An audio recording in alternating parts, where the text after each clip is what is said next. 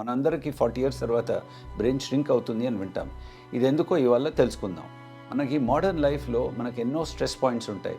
ఈ chronic stress వల్ల ఏమవుతుందో చూద్దాం. ఫస్ట్ ఆఫ్ ఆల్ ఏముంటుంది అంటే మన బ్రెయిన్లో హిప్పో క్యాంపస్ అని మెమరీ సెంటర్ ఉంటుంది. ఇది క్రానిక్ స్ట్రెస్ వలన కార్టిసాల్ ఎక్కువైపోయి మన హిప్పో క్యాంపస్ సన్నబడిపోయి మన మెమరీ వీక్ అవుతుంది. సెకండ్ ఏముంది అంటే మన బ్రెయిన్లో ఇతర భాగాల్లో కూడా న్యూరాన్ ఫైరింగ్ స్లో అయిపోయి మన ఫోకస్ డైల్యూట్ అయిపోతుంది, మన మూడ్ డల్ అయిపోతుంది, మన రియాక్షన్ స్లో అయిపోతుంది.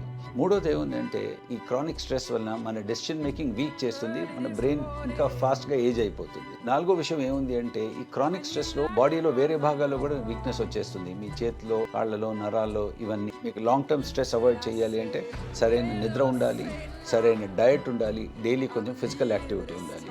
వీలైతే ఒక డైలీ 10-15 మినిట్స్ మెడిటేషన్ కూడా చేయండి. మీరు గుర్తుంచుకోండి, మీరు చిన్న వయసులో మీరు ఎంత ఓవర్ చార్జ్ చేసి ఎంత కష్టపడి ఎంత స్ట్రెస్ తీసుకున్నా కానీ మీకు లాంగ్ టర్మ్ అంత డ్యామేజ్ కావచ్చు.